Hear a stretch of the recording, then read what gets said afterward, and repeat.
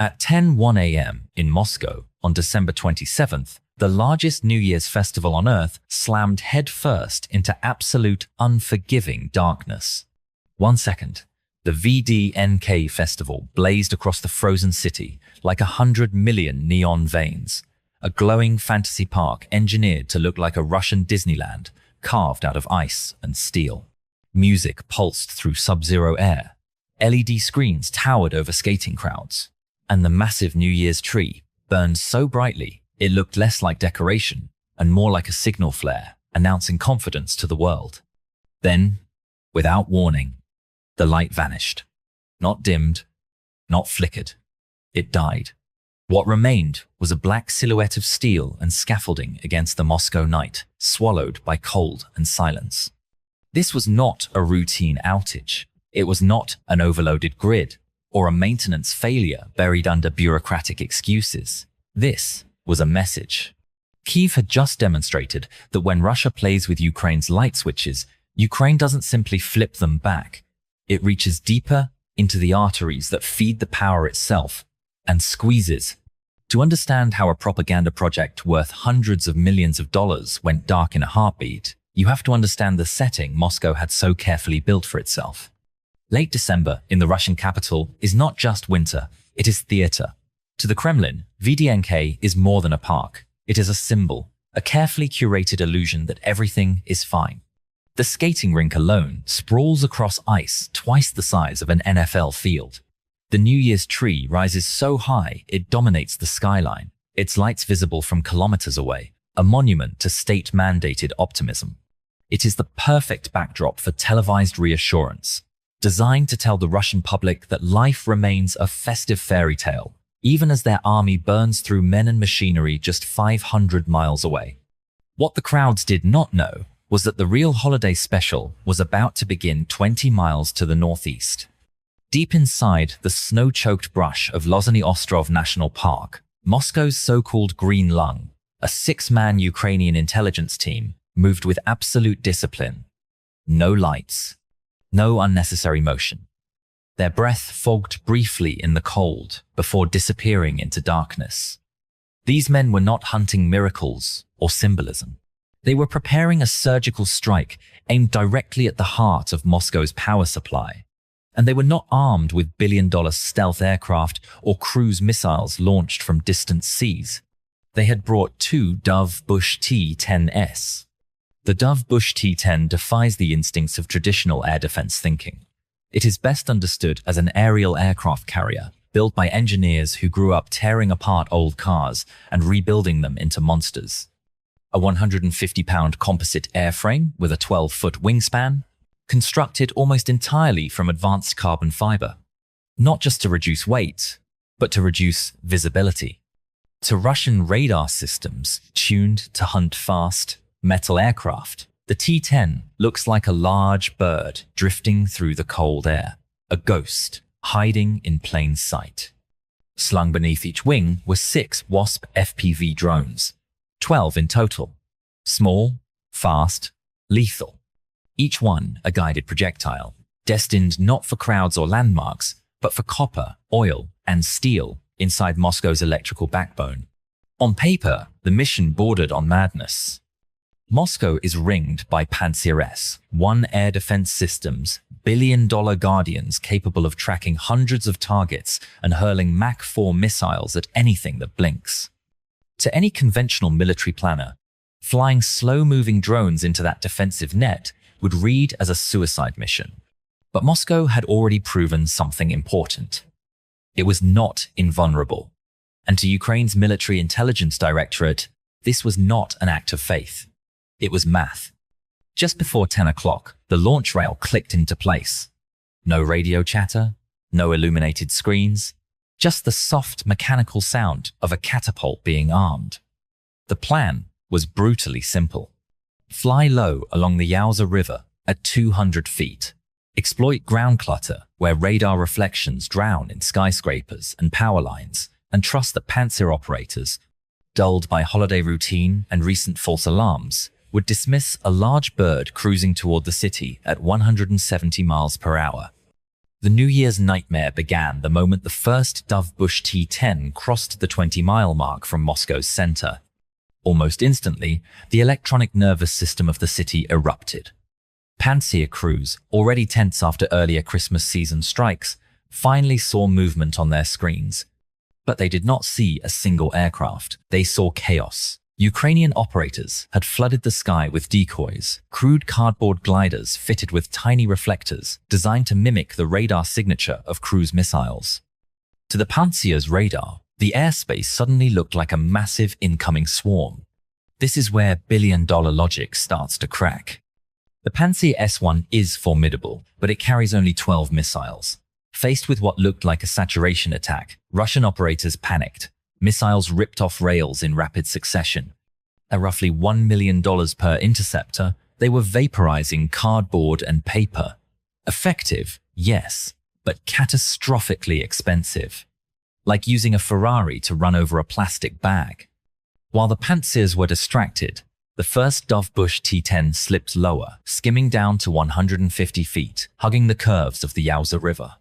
Below the radar horizon, buried in the noise of urban clutter, the mothership became a ghost. When it reached the 10-mile release line, the sky over Moscow had transformed into a live combat zone.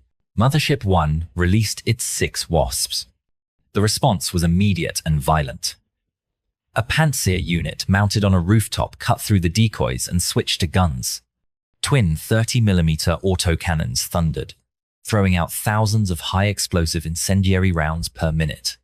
The first Wasp was shredded in a heartbeat, reduced to fragments of plastic and burning lithium. 1 gone. The remaining 5 dove hard, weaving between apartment blocks to break locks and confuse fire control. On factory rooftops, security teams opened up with AK-74 seconds, creating flak traps, crude but deadly. Wasp 2 took a round straight through its rear motor, spun violently, and slammed into a Happy New Year billboard, exploding uselessly in flame. 2 down. Then the jamming hit. Massive electronic interference smeared thermal feeds and created ghost images.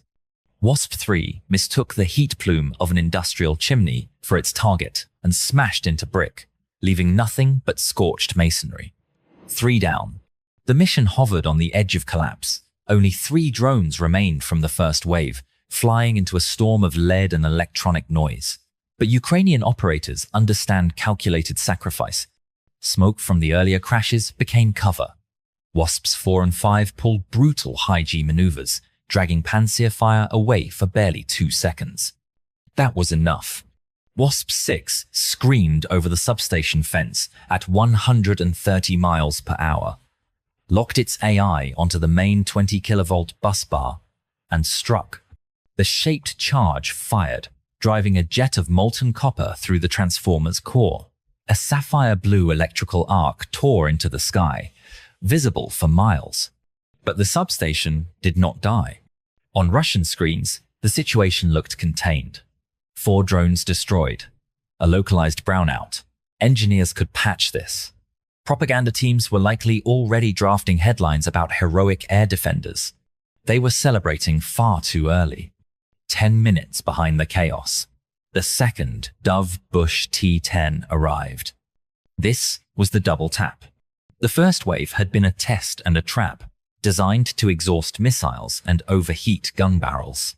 Pantsir launchers were empty, crews scrambling to reload, autocannon barrels glowing cherry red, their rifling seconds away from warping into uselessness. At that exact moment, Mothership 2 crested the horizon from the northwest and released 6 more Wasps at 8 miles out. Panic replaced confidence in 15 seconds. This time, Moscow had prepared a response. An elite National Guard unit rushed a Krasuka 4 electronic warfare truck onto a bridge overlooking the river. They didn't just jam. They flooded the spectrum with raw power. Wasp 7 flew straight into that wall, went blind, drifted, and detonated harmlessly against a concrete balcony. Wasp 8 fell victim to a handheld Skywiper jammer, nosediving into the frozen river. But the Russians made a fatal assumption. They believed silence meant control. The remaining 4 Wasps activated their Deadman AI. With GPS, radio and satellite links gone, onboard processors switched to visual navigation, comparing the geometry of Moscow's streets to a preloaded three-dimensional city model. You can jam signals. You cannot jam physics. As defenders realized the drones were still coming, a hidden Tor M2 system near the Kremlin came alive. Faster, smarter, deadlier. 2 missiles launched. Wasp-9 dodged violently, but the proximity fuse detonated nearby, shredding it in tungsten fragments. 3 drones remained. Wasp-10 climbed deliberately, painting itself as a target. The Tor operator fired. The drone vanished in fire, buying 11 seconds. That was everything. Wasps 11 and 12 tore through the final 500 yards. Small arms fire stitched the air. Wasp 11 took a hit to its battery and erupted in flame, but not before slamming into the backup generator's fuel tank. The explosion bloomed orange, blinding defenders. Out of the smoke, Wasp 12 emerged alone. 4% battery, a damaged motor. The AI did not hesitate. It identified the oil line entry point on the main transformer and dove at 140 miles per hour. The shaped charge detonated in -4 degrees Fahrenheit. Inside the substation, physics took over. Molten copper bridged high-voltage windings to grounded steel.